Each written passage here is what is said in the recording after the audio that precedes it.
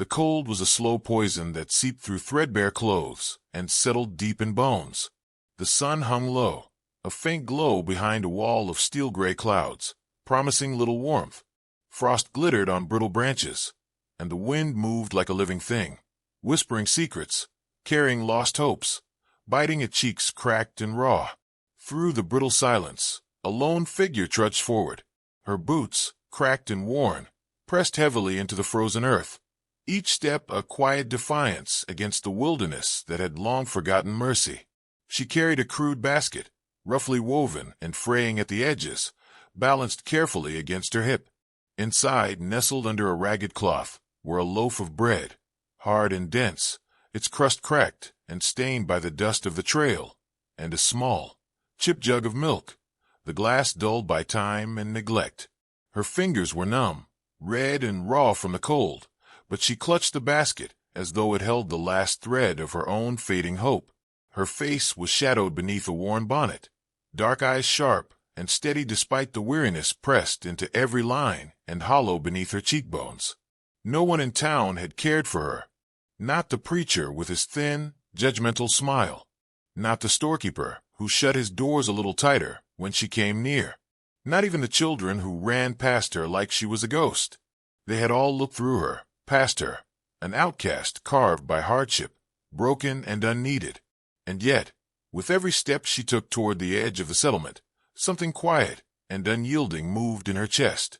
She whispered a name that she never said aloud, a word caught between breath and memory. May. It was a fragile thing, almost lost beneath the layers of dirt and cold and silence, but it was hers. She clung to it like the last ember in a dying fire. The path was rough, scarred by the careless horses and unforgiving land, winding toward a cabin that stood on the ragged outskirts of the settlement. Its wood was gray and splintered, walls bowed and weathered by years of storms. Smoke rose from a crooked chimney, thin and hesitant against the morning sky. It was a place forgotten by the world, just like her. Through the frosted window, she saw him for the first time. A man sat in a chair, bent forward with the weight of his own ghosts. His shoulders were stiff, drawn tight as if holding back a storm. The faded uniform draped over his broad frame told stories that no one asked about. A soldier returned, perhaps, but changed in ways that the war never spoke of aloud. His face was pale, shadows tracing scars beneath the stubble on his jaw. One leg was stretched out, resting awkwardly, a wooden crutch propped nearby. His hands, rough and calloused, gripped the arms of the chair with a quiet desperation. He was not a hero, not the kind who rode into town with guns blazing or stories of valor. He was a man who had stopped believing in people, whose heart had been battered and left in pieces somewhere out on the battlefield. The silence around him was thick, broken only by the creaking of the cabin and the distant howl of a lone wolf cutting through the morning chill. May did not knock. She did not call out.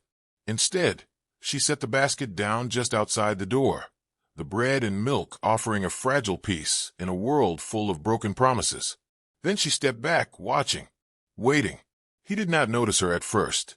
His eyes were fixed somewhere beyond the glass, lost in memories too heavy to share. But when the door creaked open and he stepped out, slow and stiff, his gaze fell on the basket. There was a flicker then, a spark of recognition, or perhaps a glimmer of something harder to name. Hunger, maybe. Loneliness. Both raw and familiar. May's eyes softened, though she kept her distance. She would not rush this. Trust was a thin thread between them, stretched taut by years of silence and pain. She was used to being pushed away, to being invisible. But something in the way he looked at that simple offering, bread and milk, plain and humble, spoke of a hunger deeper than the body. The wind tugged at her coat, lifting strands of her tangled hair. She swallowed a dry cough, the taste of dust and cold filling her mouth. The path back was long and lonely, but she would return. For 7 days, she had decided. 7 mornings of bread and milk. 7 chances to break through the walls of silence that surrounded the man inside the cabin. Behind her, the settlement stirred to life. Figures moved behind shuttered windows. Doors opened and closed like the beats of a tired heart. Whispers followed her, words meant to wound, to drive her further into the shadows. She did not turn to face them. There was nothing left to prove to those who refused to see. Her thoughts drifted back to the cruel hand that had pushed her to this edge, the cold stare of a wealthy rancher who had sent her packing without a word, the harsh laughter of townsfolk who called her a thief, a liar, a curse. She remembered the hunger that gnawed beneath her ribs, the nights spent beneath the bare sky, counting stars and tears. And still, she had walked on. The man returned inside, closing the door against the biting wind. She stood alone on the porch, the basket empty now, but her spirit quietly unbroken. Somewhere beyond the forest line, a hawk cried, sharp and solitary. In the silence, a story began to take shape, not of rescue, nor of salvation, but of two broken souls inching toward a fragile understanding. The days slipped by with slow precision. May's footsteps grew more familiar on the trail. Each morning, she carried the bread and milk, and each day he accepted the gift without a word. She watched him through the frost-speckled glass, sometimes seated by the small stove, other times leaning on his crutch, staring out at a horizon that seemed to stretch forever but led nowhere. She never spoke. He never asked. But in the quiet spaces between their silences, a fragile thread wove itself, stubborn and slow. Once she saw him wince as he moved, a sharp stab of pain that twisted his face before settling back into stillness. Once she glimpsed the faint tremor of a hand as he reached for the bread, hesitation catching him off guard. Once a faint smile ghosted his lips when he found a wildflower pressed between the pages of a worn book. The settlement whispered about her still. There was no kindness in their eyes, only suspicion and scorn.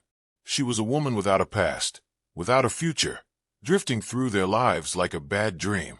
And yet, every morning she defied them, crossing the barren fields to bring life to a man who had long stopped believing in it. At night, May curled beneath a threadbare blanket in the rickety boarding house, listening to the wind claw at the windows. She held the memory of the cabin's warmth like a secret prayer. Somewhere beyond the cold and dust, something new was taking root, a quiet promise of something no one else could see. In the dim light of dawn, she whispered the name again, softer this time. Not May, but a name she had never dared to say. The name that belonged to the woman she might still become. And in that frozen dawn, as the first light cracked the darkness, two lives stood on the edge of change, fragile, uncertain, but no longer alone. The wind carried their silence like a hymn across the empty land, and the world held its breath. The wind had changed. It no longer whispered secrets, it howled accusations. In the streets of the settlement, faces twisted like dried leather, mouths moving in cruel rhythm, words sharp as rattlesnake fangs, meant to wound deeper than any bullet. May moved through their midst like a shadow, slipping past flickering candlelight, the bitter weight of their gazes pressing against her back with every step. "Dirty hussy!"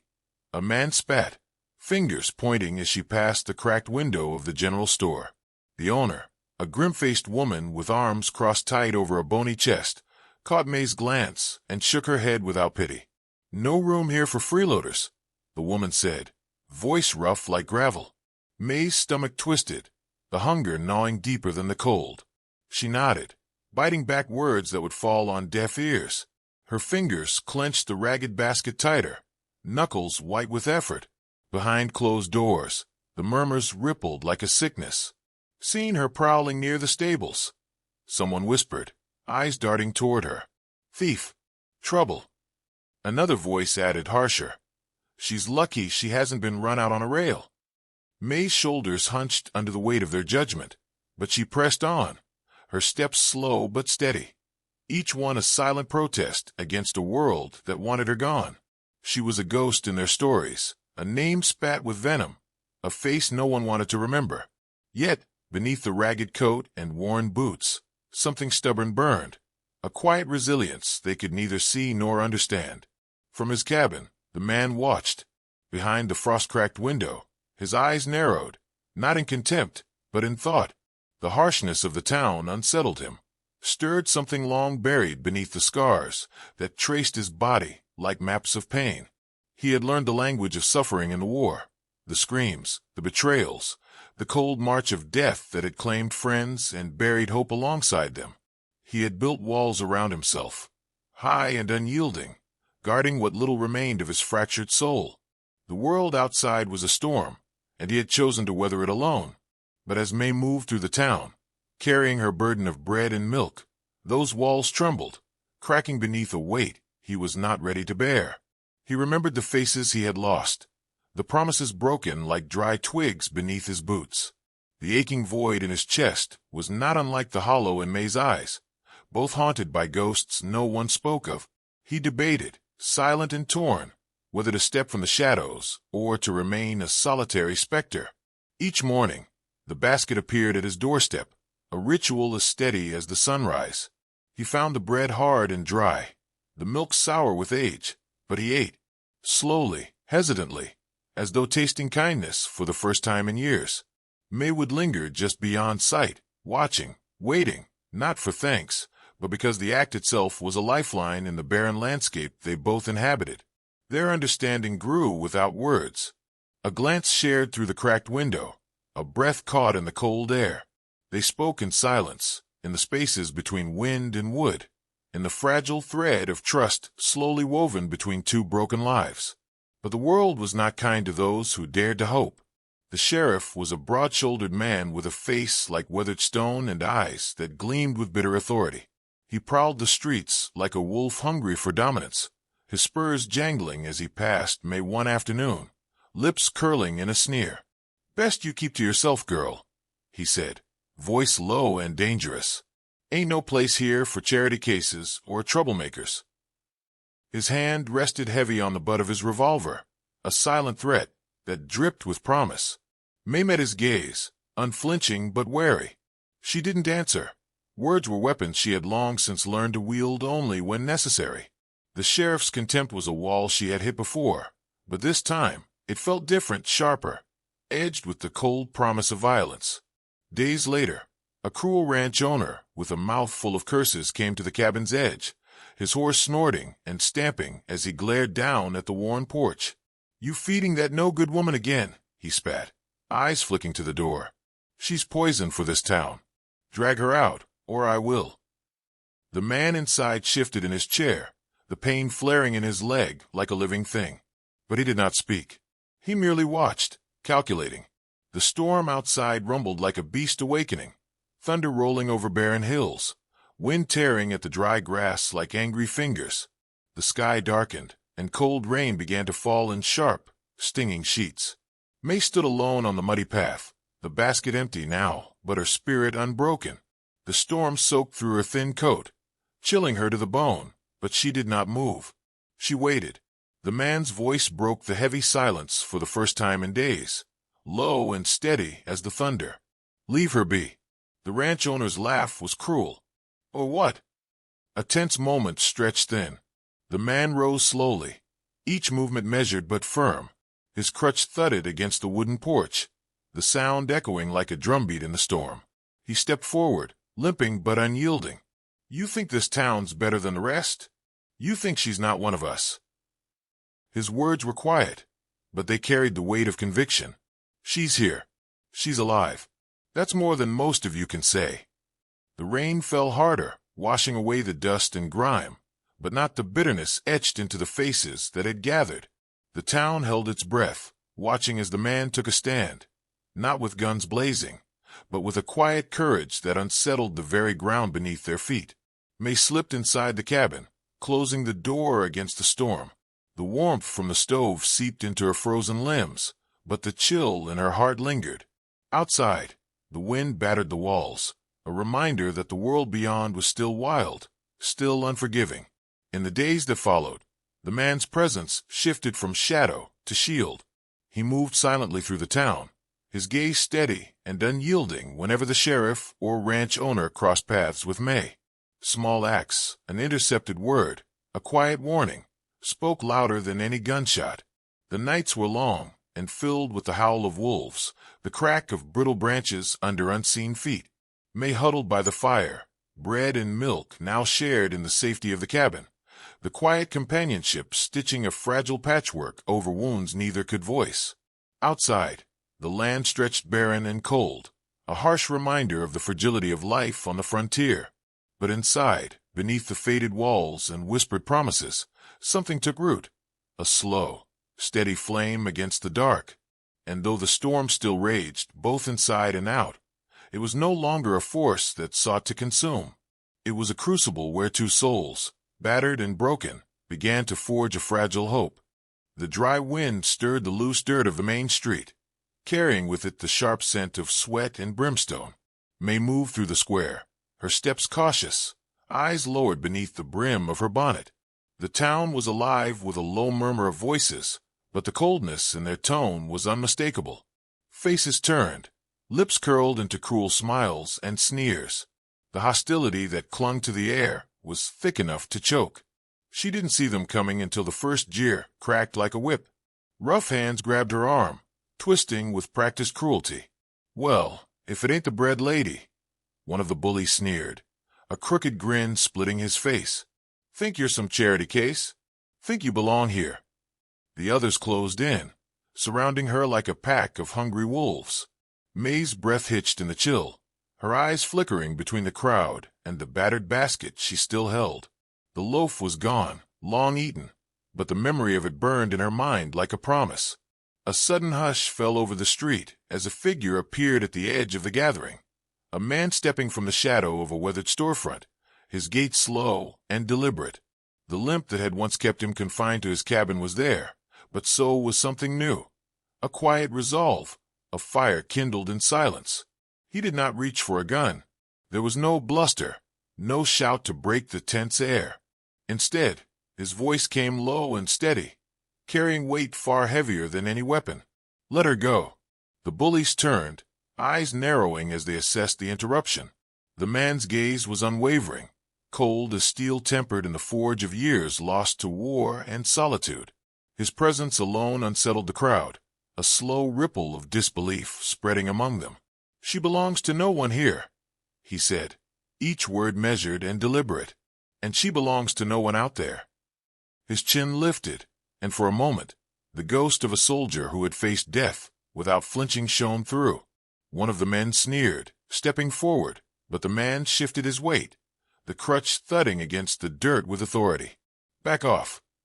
The bullies hesitated, the defiance in the man's stance cutting through their bravado like a blade. Without another word, they scattered, their jeers dying in the cold wind. May stood frozen, heart pounding in her chest, eyes wide as she watched the man approach. He moved carefully, each step a testament to battles fought both outside and within. When he reached her, his rough hand hovered near hers, hesitant but steady. She didn't pull away. For a long moment, their eyes met, two worlds colliding in the quiet aftermath of violence. No words were spoken, but a fragile understanding passed between them, as tangible as the frost that clung to the earth beneath their feet.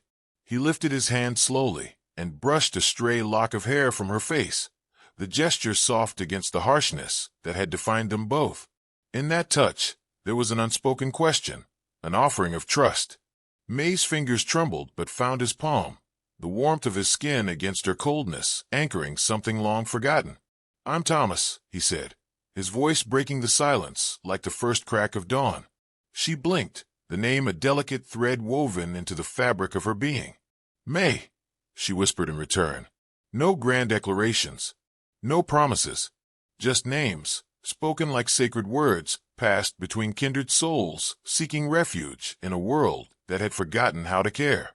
That night, the door to the cabin creaked open wider than it had in months.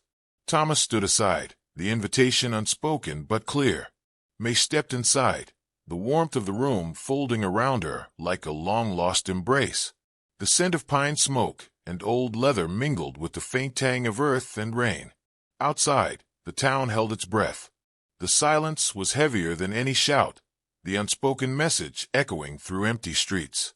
Inside, May settled near the fire, the flickering flames painting shadows that danced along the rough-hewn walls. Thomas sat opposite her, eyes reflecting the glow, but shadowed with a vulnerability he rarely allowed. For a moment, the world beyond the cabin ceased to exist. There was no judgment, no cruelty, only two souls, fragile and wounded, beginning to stitch together the torn edges of their lives. Thomas broke the quiet, voice low and rough like gravel. "You don't have to be afraid here." May's lips curved in a smile, not broad or jubilant, but soft and genuine, a small flame warming the cold space between them. It was the first smile he had seen from her, and it settled deep in his chest, loosening the grip of years of solitude. They sat together, sharing the meager meal she had brought, a simple loaf of bread, the crust softened by the fire's heat, and a cup of milk warmed by Thomas's careful hands. No words were needed to fill the spaces. Their silence spoke volumes. Outside, the night stretched vast and unforgiving, but inside the cabin, a fragile light burned steady, an ember of hope in the wild dark. And in that quiet defiance, they found a beginning. The fire crackled softly in the hearth, casting long, flickering shadows across the rough wooden walls of the cabin. Outside, the wind howled through the skeletal trees, and the vast frontier stretched endless and indifferent under a cold, starless sky. But inside, warmth wrapped around them like a fragile shield, a sanctuary stitched together by shared moments and quiet understanding. May sat close to the fire, her fingers wrapped around a chipped cup of warm milk, the steam rising in gentle swirls that dissolved into the stillness. Across from her, Thomas broke the crust of the bread she had brought, the loaf now softened, crumbly and fragrant, and offered a piece without a word.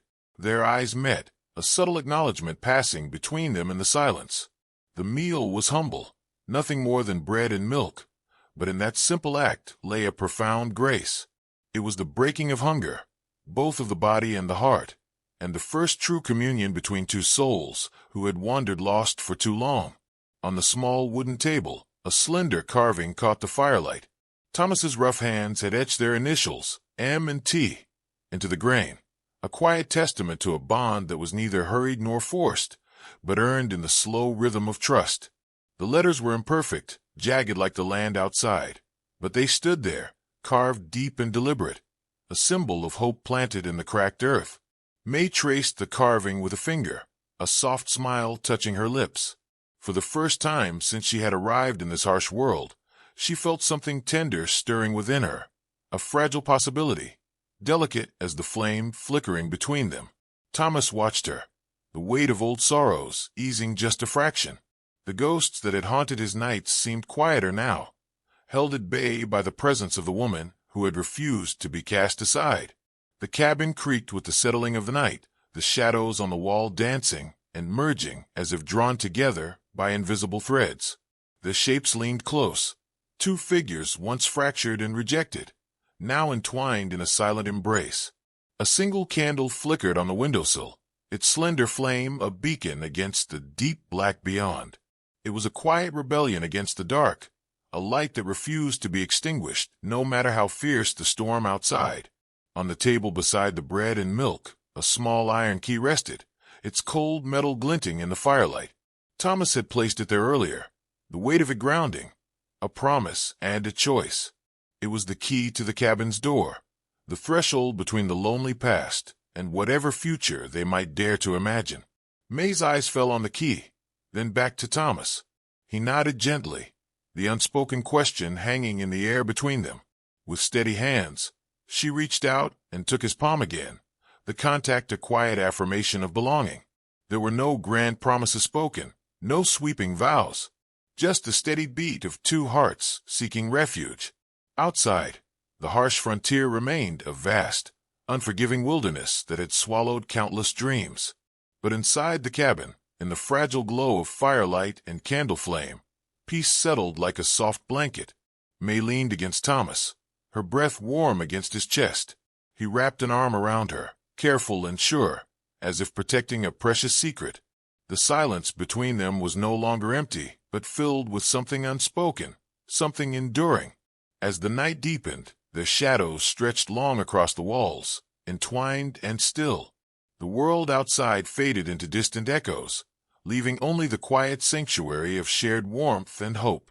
And in that wild silence, where words had failed and wounds ran deep, they found what they had been searching for all along. Everyone had rejected her.